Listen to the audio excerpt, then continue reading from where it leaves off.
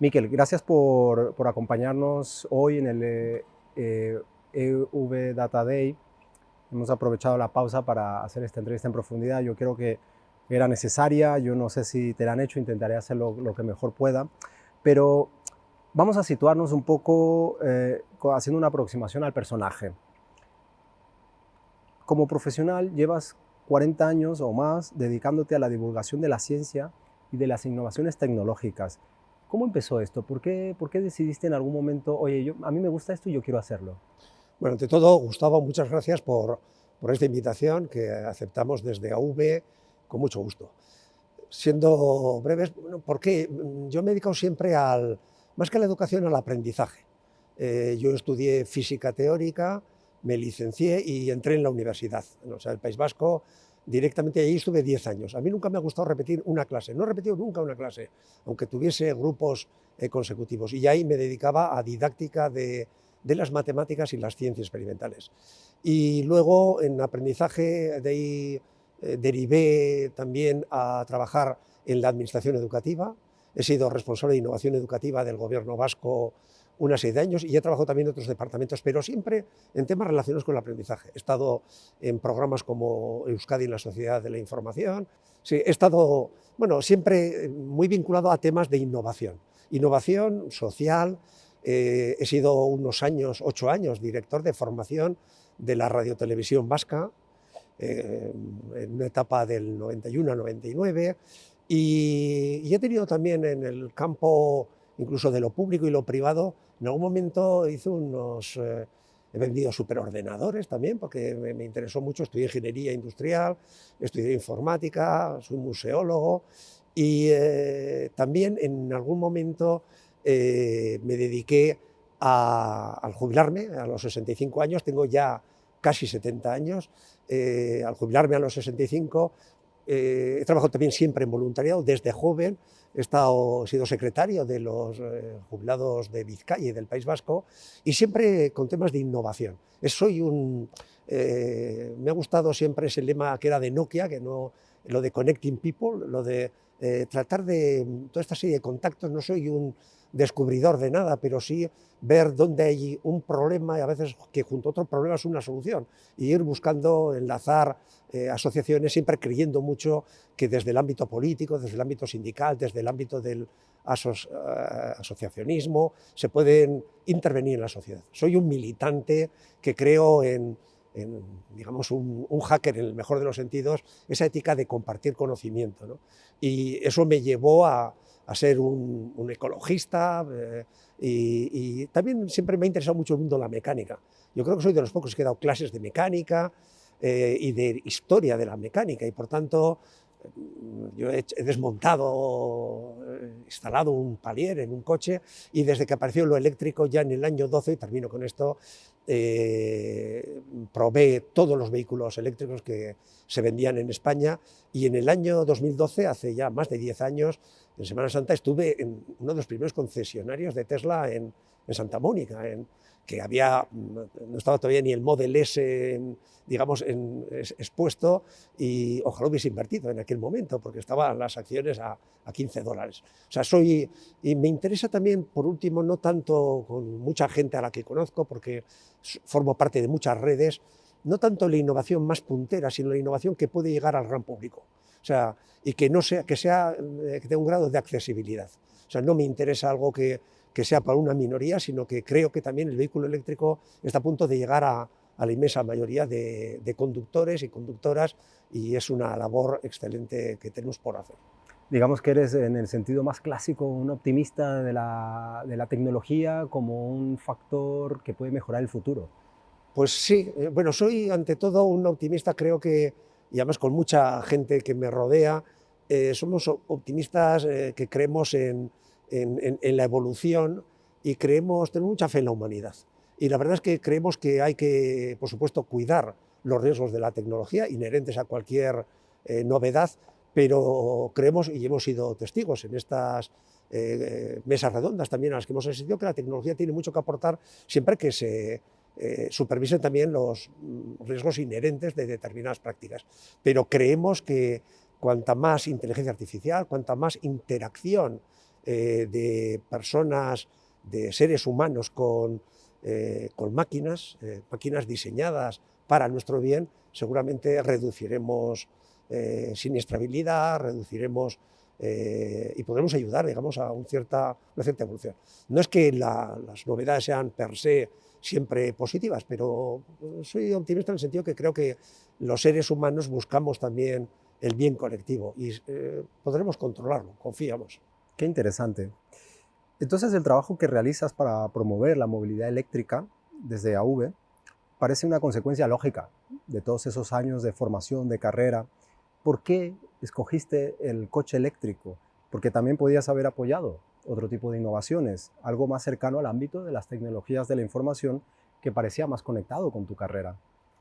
Bueno, defendemos el vehículo eléctrico y el nombre de la asociación es perfecto porque es usuarios, no propietarios, por tanto, y también vehículos, no solo coches, sino también vehículos de 2 ruedas o vehículos de movilidad personal. Y en todo caso también tenemos muy claro esa jerarquía de la movilidad. Defendemos la movilidad sostenible, no necesariamente a través de vehículos de propiedad particular, sino creemos, por supuesto, en la prioridad de los peatones. Decimos que en la asociación, es algo sobre lo que escribí hace muchos años, tenemos alma de peatones. O sea, yo soy un usuario del transporte colectivo, creemos que debe haber soluciones de vehículos compartidos, vehículos por suscripción, vehículos en renting, y que con todo las ciudades tienen, y las zonas digamos también no urbanas, deben humanizarse y debemos ayudar a vivir en un entorno más amigable, más amistoso y más sano también. Y la combustión, los motores de combustión interna, algún día nos enteraremos, son sumamente perniciosos, no solo para el futuro del planeta y de la humanidad, sino que solemos decir, y me gusta insistir en ello, que es pernicioso a corto plazo para el propio usuario y su familia, que son quienes respiran. Como dato y como bien informado también de que en Japón y en otros países el diésel está prácticamente proscrito, yo he tenido 8 vehículos, bueno, el primero de segunda mano me lo regaló mi padre, de quinta mano, que no funcionaba nada, lo tuve que arreglar todo hasta ahora un vehículo puramente eléctrico, también tuve un híbrido y nunca he tenido un diésel. Sí, un pequeño Lexus, porque sabía que era un momento de transición y los eléctricos de aquel momento no me... creía que había que esperar un poco, es el gran dilema de cuándo, pero eso ya ha desaparecido. Hace 4 años que esperé también a que esa marca que también ha establecido una nueva tendencia, un paradigma, ¿no? Yo creo que, Claro. que Tesla hay que reconocerlo como, Sí, su contribución. como lo fue el EV1 de General Motors y como lo ha sido el Lexus o Zoe a nivel mundial. Yo creo que llegó un momento en que había que participar y bueno, me metí de lleno, me hice socio de AV y en AV hay muchas posibilidades, estamos reclutando mucha gente para ocupar puestos de delegados provinciales, autonómicos y para grupos también, comisiones técnicas, comisiones internacionales, comisiones jurídicas, o sea, porque el ámbito de colaboración en una organización que es de simple voluntariado. Muy bien, muy bien. Y bueno, precisamente pues me gustaría conocer ahora cómo fueron esos inicios. Yo me lo imagino pues un contexto muy distinto del actual, ¿no? ¿Quiénes fueron esas primeras personas que apostaron por adquirir, porque había un altísimo riesgo de que pues no llegara a nada, ¿no? Y que podía parecer algo muy arriesgado, hoy no. Parece que había un cierto perfil de estos primeros conductores que dieron lugar pues al surgimiento de AV, ¿no? Que eran aficionados a la electrónica o a las nuevas tecnologías. ¿Cómo eran estos inicios de AV? Bueno, AV tiene 7 años, se creó 7 años y medio, se creó en la primavera del 2015 y esos primeros usuarios, nuestro actual secretario, que sigue de secretario con 3 juntas directivas distintas, claro, como hizo la base de datos, es el socio número 1.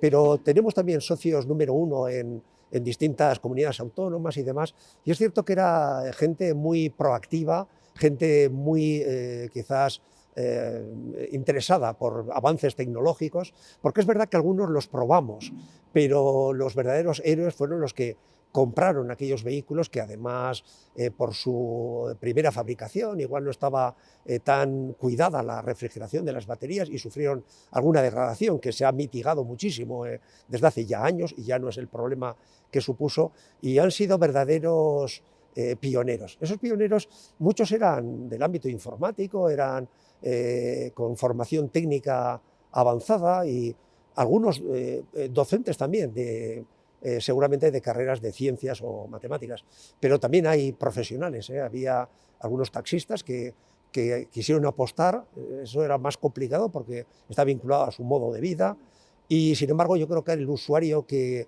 buscamos ahora, que hemos superado los 5.378, que creo que lo miré ayer, es un usuario mucho más normalizado, es un usuario que ya no requiere ser tan evangelista, que no tiene que refutar tanta mala información y que son usuarios simplemente bien informados.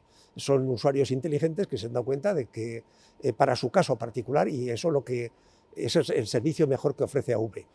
Si estás dudando, oriéntate, infórmate, pero te vamos a poner en contacto con otros usuarios o usuarias que tienen tu mismo modelo, que lo han tenido de antes y que te van a hablar con franqueza, te van a hablar de sus puntos fuertes y de los problemas que han podido encontrar.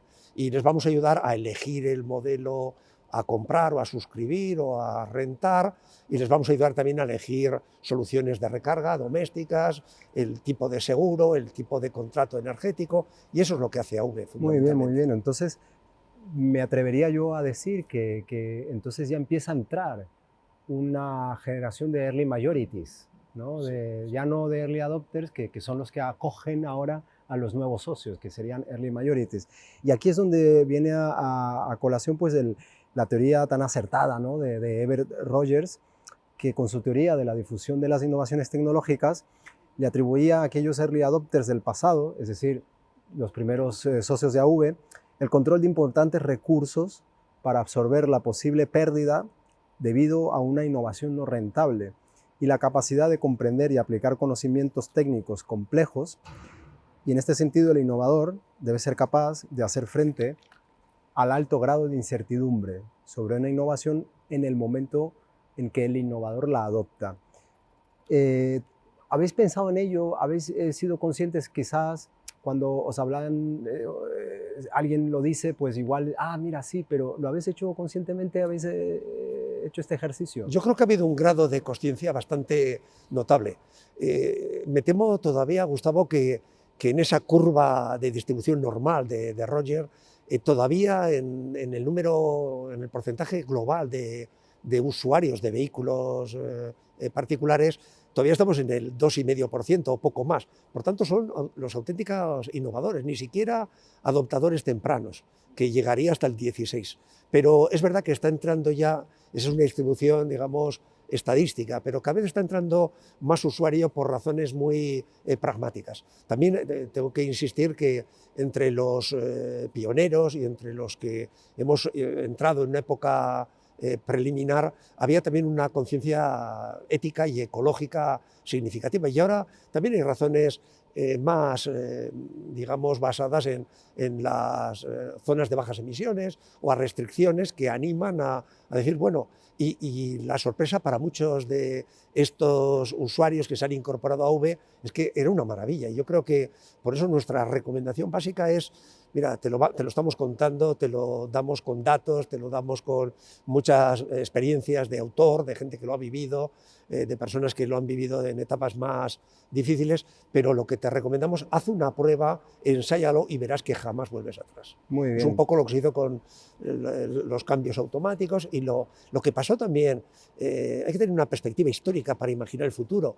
La transición de los carros, de caballos, de sangre, de la tracción a sangre a los vehículos mecánicos fue bastante rápida. Y había gente que se preocupaba, yo el caballo lo tengo aquí, el caballo yo lo alimento aquí, ¿dónde voy a ver?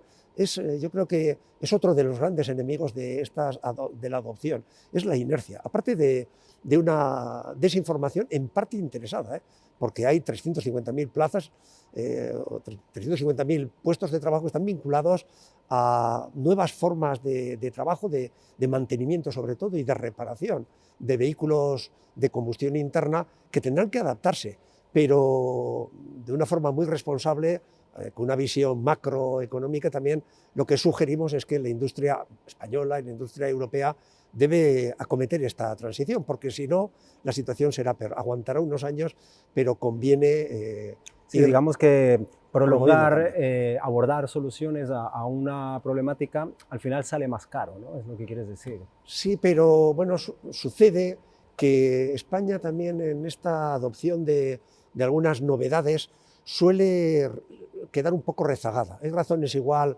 se suelen sugerir razones diferentes, pero es verdad que España, y además está rezagada en la adopción de la elección de compra de vehículos eléctricos, no ya respecto a países nórdicos europeos, sino también incluso a nuestra digamos, hermana ibérica, que es Portugal, o Francia, o Italia, y además ya no hay razones de nivel de vida ni de ayudas, porque España da el triple de ayudas que Portugal, su nivel de renta es un 25% superior a Portugal, y tiene que ver más por la información de dónde proviene. Quizás el público portugués se informa a través de medios de comunicación, no solo en lengua materna, en lengua vernácula, sino también leyendo en medios un poco más social media, Quizás en tienen inglés, una mirada en más otros idiomas, amplia. más amplia.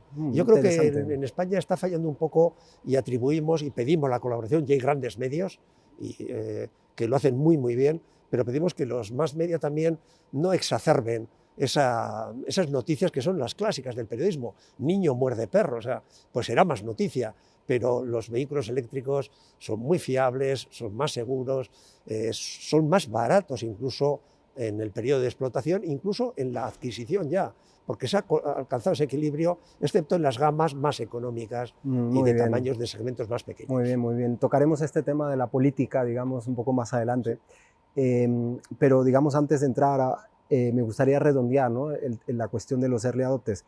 ¿Crees que las empresas se están aprovechando de ese perfil early adopter que está dispuesto a asumir un pequeño riesgo o incertidumbre a cambio de pagar una prima y que para rentabilizar al máximo sus inversiones con un precio de entrada más elevado para acceder a sus productos y servicios de la nueva movilidad?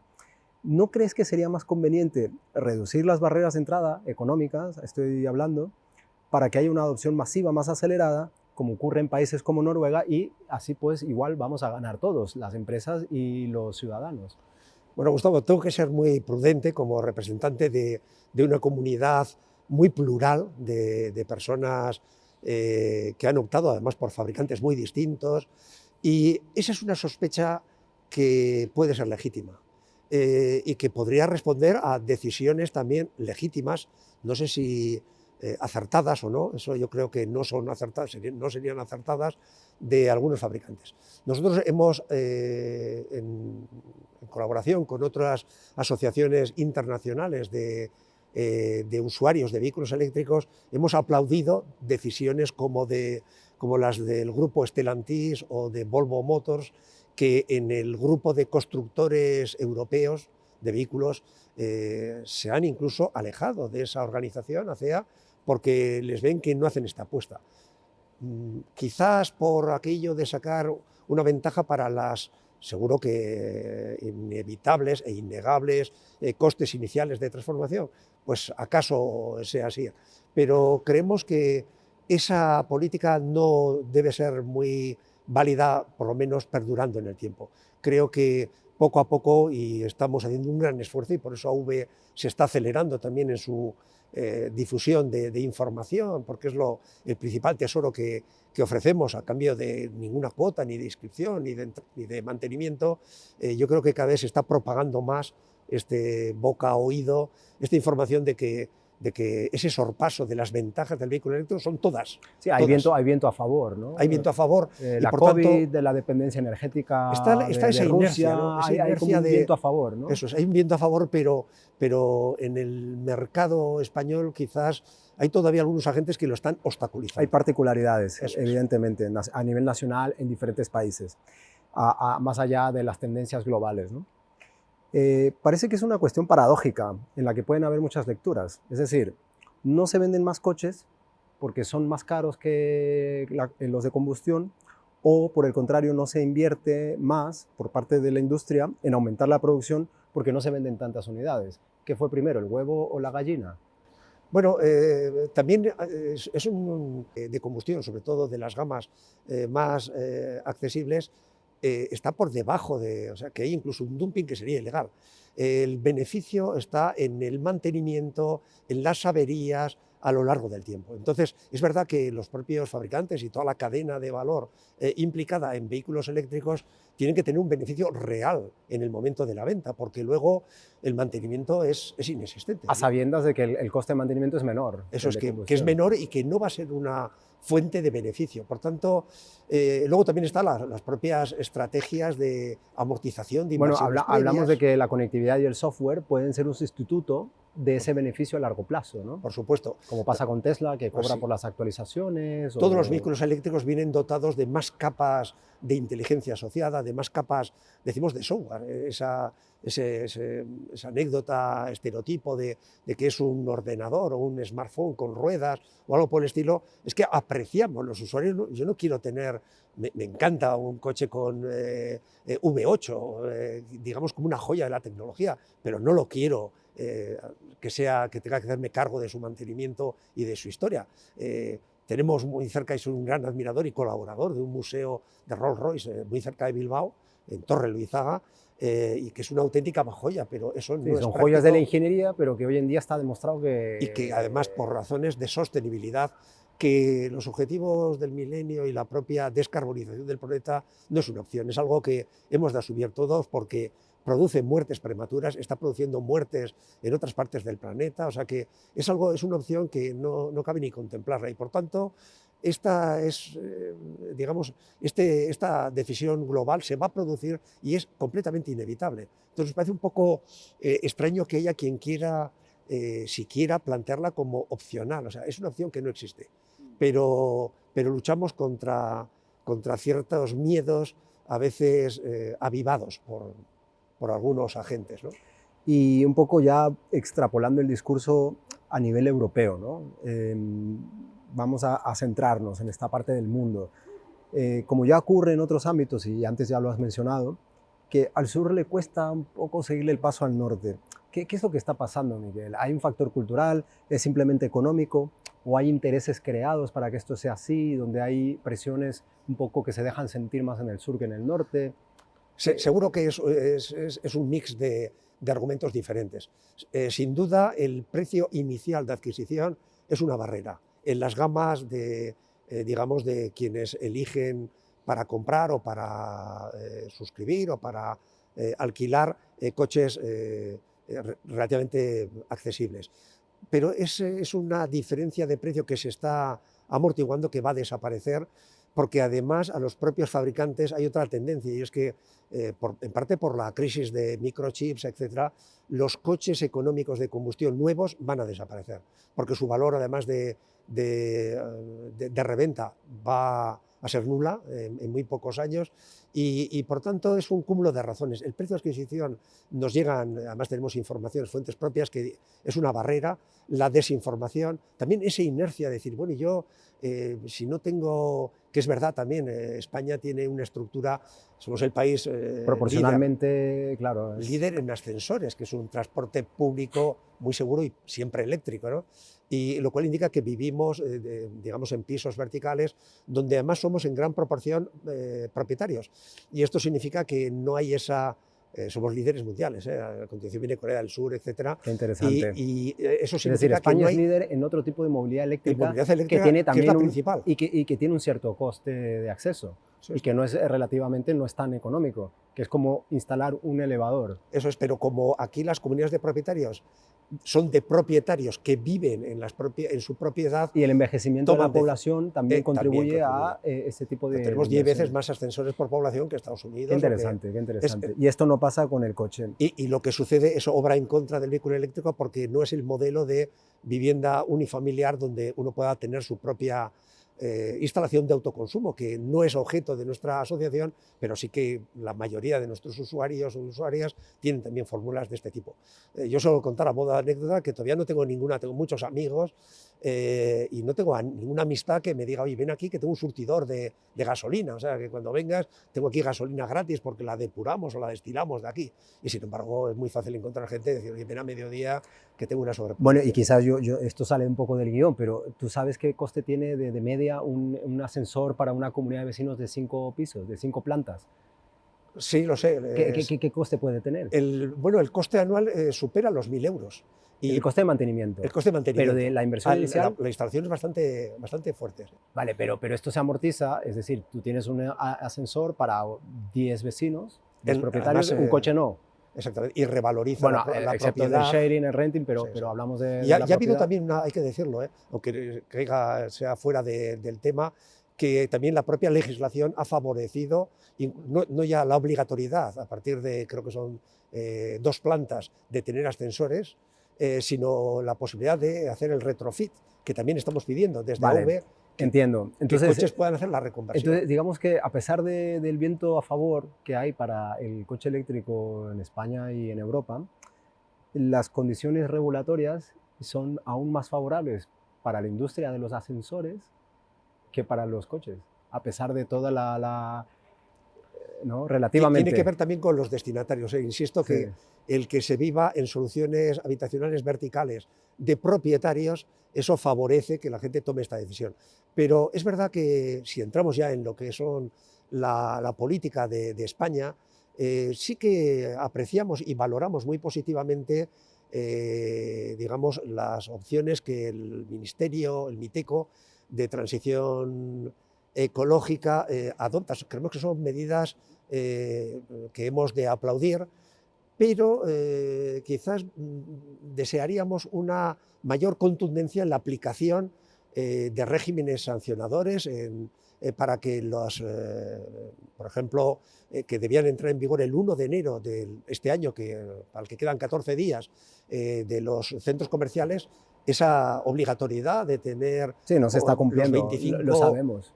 Y en todo esto también ha habido, entendiendo que son tiempos de crisis y lo que se quiera, pero ha habido demasiada tolerancia. Una tolerancia. Nosotros no queremos que se sancione, queremos que se sea un poco ejemplar y que se transmita un mensaje de claridad. Y transmitimos también a la opinión, a los partidos políticos diferentes, con todos los cuales trabajamos desde nuestra neutralidad, que hay una parte de población que quiere respirar más sano, que quiere vivir en una ciudad lo reclama con más como un derecho, aceras. que lo ve como un derecho, que lo ven como un reivindica como un derecho. Ir adelante, o sea, porque solo se escucha. Llegamos un poco al tema, a la cuestión política, pero antes nosotros en el trabajo de investigación que realizamos en EV Insights buscamos siempre como misión anticipar los cambios que se producirán en la sociedad en relación a la nueva movilidad. Y entre otras cosas, esto nos permite deducir que habrá víctimas por el camino. Es decir, que habrá empresas que no sepan liderar el cambio o que simplemente no sepan adaptarse. ¿En qué tipos de empresas? Primero, si estás de acuerdo. Y segundo, si estás de acuerdo, ¿qué tipos de empresas crees que van a ser aquellas víctimas?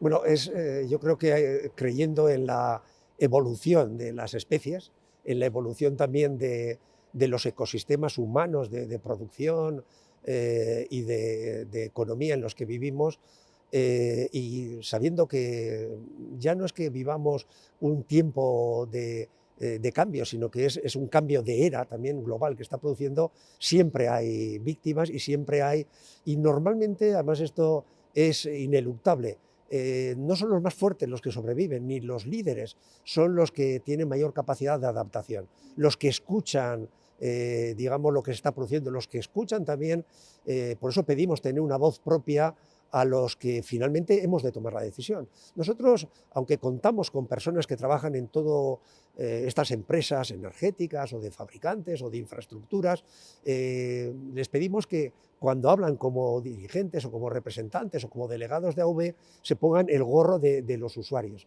y que recojan ese sentir de lo que necesitamos y de lo que vemos que vamos a demandar. Y por eso pretendemos ser escuchados. ¿Por qué nos cuesta tanto como sociedad, como especie humana, aceptar la evidencia de la ciencia y de aprender de los errores del pasado? ¿Por qué?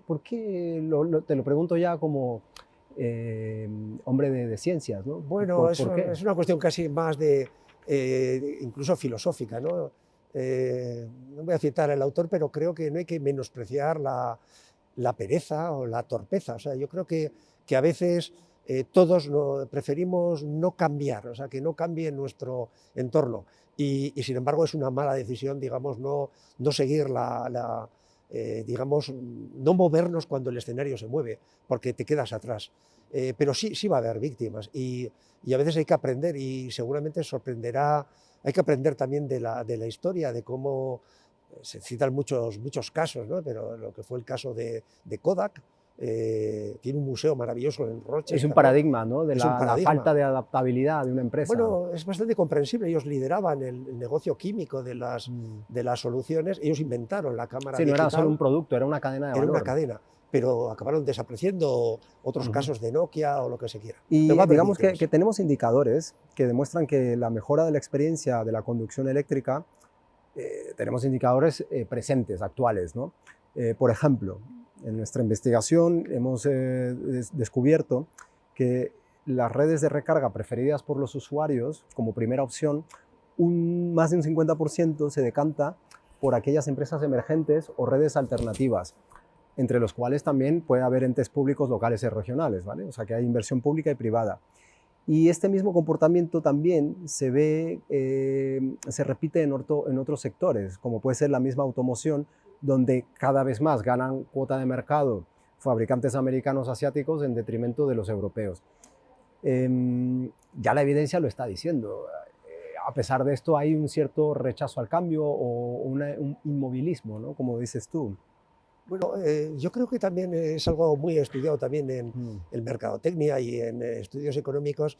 Los prescriptores y los que toman decisiones en un mercado libre, en parte apuestan también por valores compartidos con los proveedores de esos productos o servicios. Ah, muy bien. Es decir, yo creo que al comprar lo mismo una cesta de fruta o un vehículo para movilidad personal o familiar, se simpatiza más, o un proveedor de infraestructura, con alguien que crees que comparte los porqués de esa decisión.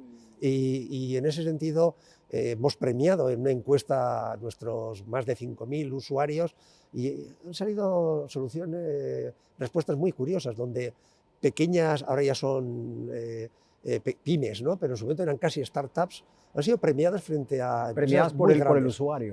Premiadas por el usuario. Con su fidelidad. Porque veían que había una respuesta más empática, que entendían un mejor compromiso, lo que necesitaban. o quizás el compromiso lo sentían más cercano, más real. Los veían más cercanos y que estaban en la misma parte de la batalla, que estaban luchando por ese cambio necesario. Y un cambio en el que a veces también se ve que hay quienes apuestan más o menos y pediríamos esa complicidad. Muy bien. Y serán ganadores quienes logren interpretar. Independientemente de su tamaño. Eso es. Y en un mundo de usuarios que es muy diverso. Aquí no hay ninguna uniformidad.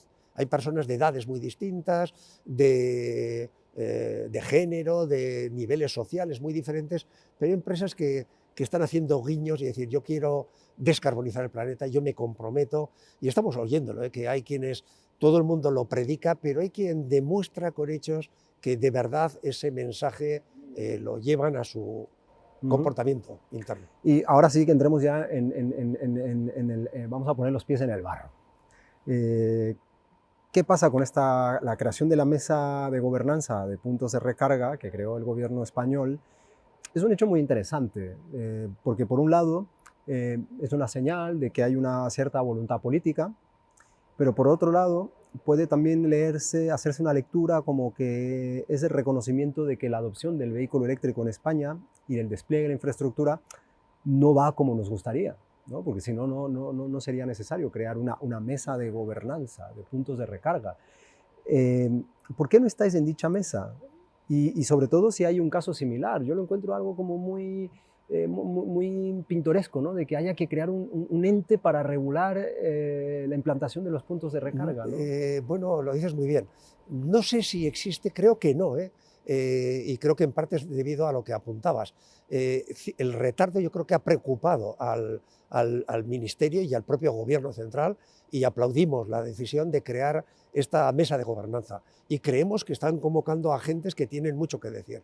Y lamentamos, confiamos, porque hemos recibido, digamos, en privado, digamos, palabras esperanzadoras, pero en una reunión que se va a producir el día 20, pues seguimos sin estar convocados. También, no solamente en comisiones que tienen que ver con la movilidad, sino incluso con comisiones que tienen que ver con industria, y pedimos que se escuche desde un ángulo, desde un observatorio distinto también, la opinión de quienes estamos en la parte de los que vamos a ser quienes decidamos hacer este cambio, esta transición o no. Esperemos que sea una situación temporal, pero lamentamos no estar. Y además nos consta que quienes están ya presentes, muchos de ellos han pedido que se nos sume. Pero es un ente que lleva más de casi un año, ¿no?, de existencia. ¿Por qué no está V? ¿Por qué no lo...? Le hemos preguntado... ¿Qué teoría podemos arrojar? Porque es yo creo una cosa extraña, ¿no?, que no esté V. Preferimos pensar que no hay, digamos, manos que lo traten de impedir, sino más bien que no hemos acertado a la hora de pedir la petición, o que no nos apoyan suficientemente algunos de los socios que son claves. Nosotros tenemos una colaboración muy estrecha con AEDIVE y la quiero agradecer, y además en una nueva etapa, las dos juntas directivas se han creado en el mes de junio, con pocos meses de separación, y tenemos una colaboración muy efectiva. Pero creemos que no solamente por parte de DIVE, sino también, insisto, de fabricantes, de energéticas, de infraestructuras, algunos lo han pedido, y confiamos en estar pronto, porque si no, pues nos sentiríamos muy, muy defraudados. Y yo me imagino que en estas reuniones de alto nivel, con ministros, con representantes que tienen canal directo con el presidente, es decir, de muy alto nivel, habéis mencionado, ¿no?, la situación de los entes locales que han sido un poco diligentes en la tramitación de las licencias para la instalación o la puesta en funcionamiento de la infraestructura de recarga. Quizás tienes alguna anécdota, no hace falta mencionar nombres porque es en un sentido constructivo, ¿sí?, no para hacerle daño a nadie, pero podrías mencionar una anécdota para que todos los que no conocen el tema en profundidad puedan entender la dimensión del problema. Bien, a ver, más que una anécdota, también vamos a ser muy positivos. Las ayudas que se recibe por la compra de un vehículo eléctrico o por la instalación de un punto de recarga son muy importantes, se han incrementado un 50%, es algo a aplaudir, pero sinceramente creemos, y somos profundamente demócratas, y creemos en el Estado, las autonomías, y creemos que corresponde a las 17 autonomías la gestión, pero creemos que es un sistema que no ha funcionado suficientemente ágil. Hemos hablado con distintos grupos políticos a escala del Gobierno central o del Parlamento, de las Cortes, y también de gobiernos autonómicos, que sería, aunque esto habría que legislarlo a escala de toda España, que sería preferible medidas más directas, o una gestión como fue la del MOVES 2, que se aplicaba de una forma directa. Las anécdotas, hay mucha gente que ha cobrado bastante bien. Hay también, entendemos que hay que ser riguroso con el otorgamiento de este tipo de subvenciones. Queremos ser muy inclusivos y queremos que se facilite sobre todo la adquisición de vehículos eléctricos a quienes disponen de una renta menor. O sea, no pedimos que los coches, por ejemplo, en la adopción de una reducción de IVA debiera ser según el precio de venta, para que los coches muy económicos tuviesen un IVA cero. Pero esto no es una singularidad, esto es aplicado en Noruega, ha funcionado, esto es aplicado en países europeos y ha funcionado, o sea, no estamos inventando nada. Y las anécdotas, hay anécdotas me temo que hay gente que hace 2 años que ha pedido una ayuda y no la recibió. No diré, hay autonomías que han funcionado mejor, que tienen más cargas de trabajo, y ha sido en función también a veces de la propia actividad de nuestros grupos autonómicos y provinciales, que cuando hemos pedido y hemos insistido se ha dado un arreón y se ha contratado más personal más cualificado, porque tiene una cierta complejidad. Creemos que el sistema no está bien diseñado, aunque creemos que hay que tener controles, y en todo caso también pedimos que se agilicen estas ayudas porque son disuasorias, no están funcionando como podría ser. Muy bien, muy bien. Sí, digamos que las intenciones son buenas, Son buenas pero la puesta en marcha igual no es del todo efectiva. y además tiene un impacto directo sobre esas autonomías. Las autonomías donde han logrado que funcione de una forma más rápida, logran una mayor implantación y han tenido que pedir incrementos de estas aportaciones. Y las autonomías están perdiendo también una subvención. Quiero apelar también a su sentido más economicista, de que quienes no gestionan y no tramitan y llegan a conceder las ayudas, pues al final no pueden tramitar nuevas y no tienen necesidad de pedir. Y el reparto está siendo en base de quienes son más eficaces en esta Muy gestión. bien. Sí, sí, es interesante. Y que- que- vamos a aplaudir dentro de poco a quien en los premios, a quienes han sabido llevarlo bien, a veces, y no tiene que ver con la dimensión de las autonomías, hay quienes han acertado, quienes han aprendido y quienes pues les está costando más. Y aquí, bueno, hablamos también siempre de un aparato gubernamental, unas ciertas estructuras de Estado, que son las que son necesarias, pero quizás también son mejorables, ¿no? Y aquí es donde siempre entra una cuestión cuando Europa se compara con Asia y Norteamérica. ¿Pecamos de exceso regulatorio en Europa? Pues es difícil encontrar con una visión europeísta, que yo creo que es propia de gran parte de la ciudadanía española, ¿no? Y muy particularmente de AV, que además queremos estrechar estos lazos, es difícil encontrar el punto de equilibrio justo. Pero es cierto que quienes apostamos porque la tecnología puede reducir esas 1.500 muertes y decenas de miles de graves accidentados en las carreteras, y que creemos en la protección de la privacidad y todo lo demás, pero queremos que la tecnología se incorpore también a aportar seguridad al transporte personal o particular y también al colectivo y al de mercancías, para no olvidar, y de flotas y demás. Entonces hay que encontrar el punto justo y creemos que Europa, a pesar de que ha hecho algunos avances, debiera competir de una forma, porque si no, no protegería esta industria automovilística, que ha sido una de sus joyas, como la aeronáutica, y estamos en un grave riesgo. Creo que se conoce bien, y no es un tema particular de AV, pero que la tecnología de lo que son las celdas de las baterías con las químicas actuales, no estamos en una posición... Sí, el centro del mundo de las baterías, el centro del mundo en muchos aspectos está es en Asia. Oriente, está Claro, en claro. Asia, No está solo en la cuestión de está en baterías, China sino continental. a nivel económico en muchos ámbitos. Así es. Entonces, creemos que existe un grave riesgo y animamos a actuar con más determinación. Determinación los compradores, determinación los gobiernos, los partidos políticos en su actuación, bien de gobierno, bien de oposición, para favorecer esto. Muy Y bien, lamentamos que a veces hay que entender que estos países no miran tanto, no tienen tanta inversión a mantener, sino que miran muy adelante, que son políticos que tienen una visión de largo plazo. de largo y de corto plazo, pero donde tienen muy en cuenta decisiones que tienen que ver con la tecnología, con la ingeniería. Hay muchos ingenieros. Quizás el mundo occidental, y está muy bien, y hay que protegerlo, tenemos que cuidar esa visión jurídica, pero nos falta que haya más políticos, más tecnólogos, tecnólogos científicos, que estén viendo en las esferas de poder. Qué Y, interesante, qué interesante. Quizás a uno les falta más protección de esas de libertades, libertades o claro, derechos claro. constitucionales y democráticos de todos, pero a nosotros nos falta tener una visión tecnológica. Muy bien. Es muy interesante todo lo que nos cuentas, Miquel. Y ahora, digamos que para hablar del largo plazo, del futuro, de aquello que miran quizás en otros sistemas de gobierno, ¿no? Parece que nadie se ocupa de esos desafíos del futuro. Aquí ya, por ejemplo, tenemos disponible la tecnología Vehicle to Grid, ¿no? El V2G, o el autoconsumo, para solucionar la dependencia energética a los vaivenes geopolíticos del mundo. Y una vez más, parece que no hay interés en aprovechar una tecnología que ya está disponible, que es perfectamente aplicable, que podría desplegarse, pero que no parece que se están dando las condiciones, ¿no?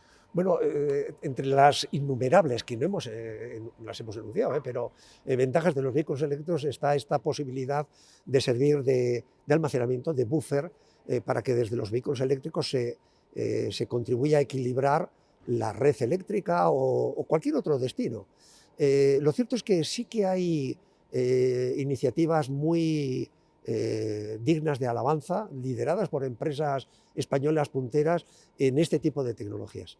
Desde la Asociación de Usuarios, que aplaudimos y queremos animar a todo este tipo de fórmulas que nos pueden liberar de esta dependencia energética. A veces que se habla de esta nueva dependencia de metales raros, no somos conscientes de lo que significa la dependencia de estos combustibles fósiles que son sumamente peligrosos, que nos están suicidando, porque esto es un suicidio. Y sin embargo, volviendo a este tema de esta menor dependencia energética se podría lograr de esta manera. Pero desde la asociación necesitamos también un poco más de tiempo para ver si esos ciclos de carga-descarga de las baterías particulares o propiedad de los usuarios, pues eso las va a preservar o no. Necesitamos un poco de tiempo, necesitamos también ver cómo evoluciona la química de las baterías, que empiezan a haber baterías más, digamos que tienen una posibilidad de mantenimiento mejor, porque pueden ser cargadas de 0 a 100, sin depender en absoluto de ciclos, pero que tiene una menor densidad energética. Hay que ser, la verdad es que demandamos que haya esta posibilidad de volcar y que nuestros vehículos puedan servir para la red eléctrica española, para que la producción, que depende de soluciones eólicas o soluciones fotovoltaicas, pues acompasarla con el consumo. Somos conscientes, pero hay algunas dificultades también que los usuarios nos manifiestan ciertos recelos y que tenemos que recoger y transmitir. Y cuando hablamos de usuarios, no solamente hablamos de usuarios españoles, de hecho existe una comunidad internacional de entusiastas y defensores de la movilidad eléctrica, y en este sentido pues surge la colaboración con Global EV Alliance. Así es. ¿No?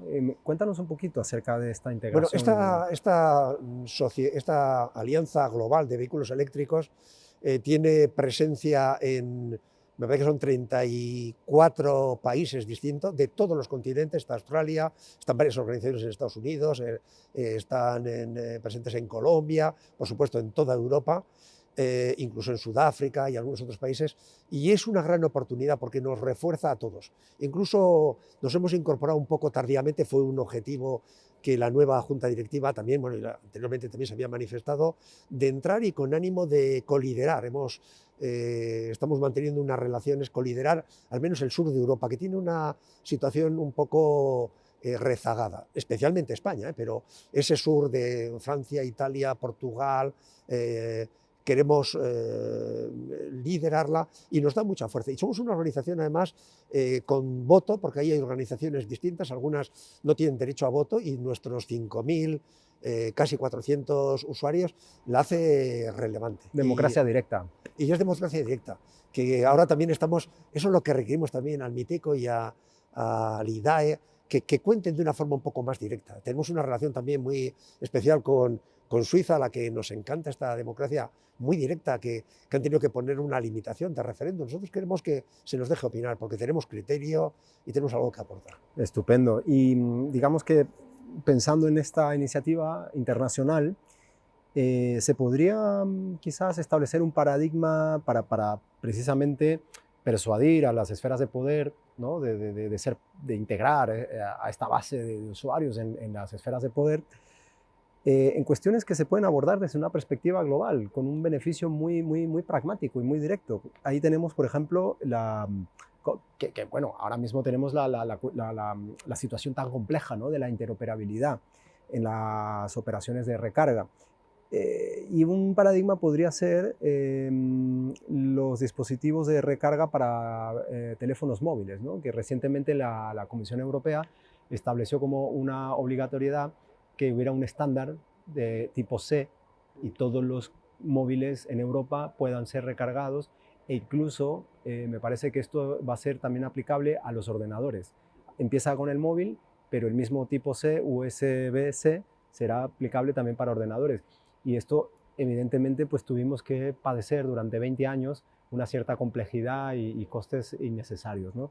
Quizás una iniciativa con un perfil internacional podría quizás tener un impacto global de este tipo. Sí, confiamos en ello. No obstante, también hay que actuar de una forma local, se dice, ¿no? Es verdad que nos refuerza esta alianza mundial, planetaria, pero también hay que luego saber cómo actuar, como señalas, a nivel de instancias europeas y en ese sentido, bueno, parece que sí que va a haber no ya una directiva, sino va a haber una resolución que obliga a esa interoperabilidad a escala de toda la Unión Europea para el año 25, se promete. Pero es cierto que estas colaboraciones muy cercanas a escala de Europa nos permite llegar a instancias políticas más allá transnacionales, no ya cada uno dentro de su propio Estado, sino para actuar en el Parlamento Europeo, que ha sido también un poco líder, que ha instigado, digamos, a gobiernos centrales, digamos, muy adelantados y apostar decididamente contra igual lo que ha sido la opinión al menos publicada, ¿no? Que no es la pública. Muchas gracias, Miquel. Muchísimas gracias, un placer. Y estupendo, y enhorabuena por la labor que estáis haciendo. Muchas gracias. Enhorabuena también a vosotros.